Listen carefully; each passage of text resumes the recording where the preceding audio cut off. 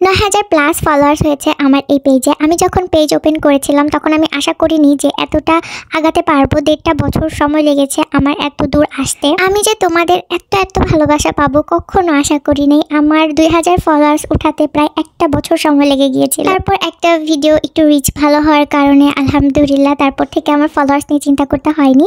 এখন আমার পেজে ৯,০০০ ফলোয়ার্স অ্যান্ড সামনে আরও বাড়বে। আশা করি তোমাদের সাপোর্টে আমি আগাবো ইনশাল্লাহ। পেজ ওপেন করার ঠিক ৫ থেকে ৬ মাস পর আমি ইউটিউব চ্যানেল ওপেন করি। সবার দেখি এটাতে কতটুকু কাজ করতে পারি, কিন্তু অলসতার কারণে আমি ওখানে ভিডিও দেইনি। কারণ ১ বছর আমার সময় লেগেছে পেজে ২,০০০ ফলোয়ার্স উঠাতে। তো আমি ভেবেছিলাম হয়তো ইউটিউবেও আমাকে এরকম ধাক্কায় ফলোয়ার সাবস্ক্রাইবার্স বাড়াতে হবে। তো ২-৩টা লং ভিডিও আমি ইউটিউবে আপলোড করার পর আর কোনো ভিডিও আমি আপলোড করি না। আমি হাল ছেড়ে দিই যে ইউটিউবে হবে না আমাকে দিয়ে। নভেম্বরের শেষের দিকে আমি চিন্তা করি যে যেহেতু আমার পেজের জন্য আমার ভিডিও বানানোই লাগছে, তো আমি কয়েকটা শর্টস ভিডিও ইউটিউবে আপলোড করে দেখি কীরকম রেসপন্স পাই। তোমরা বিশ্বাস করবা কিনা জানি না, আমি যখন ভিডিও আপলোড করি তখন আমি আর ইউটিউবে যাই না ওটা দেখার জন্য। কারণ আমি জানি 2 থেকে 3টা ভিউজ হবে, তো ওটা দেখে আমার মন খারাপ হবে, আমি দেখবো না। আধা ঘন্টা পর যখন আমি ইউটিউবে চেক দিতে যাই তখন দেখি ওই ভিডিওতে ৮,০০০ ভিউ হয়েছে। হ্যাঁ, তোমাদের কাছে অনেকের কাছে এটা অনেক সামান্য মনে হতে পারে, কিন্তু এটা আমার কাছে অনেক বেশি।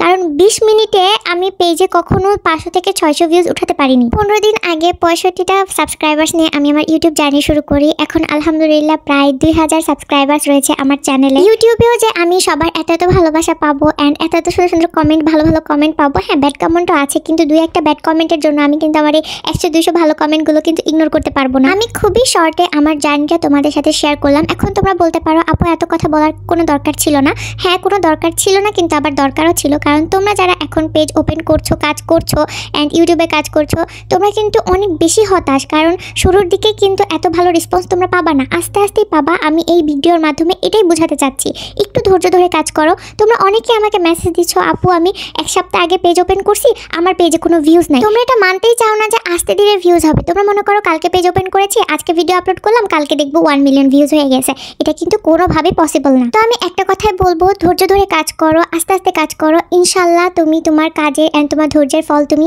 খুব দ্রুত পাবা।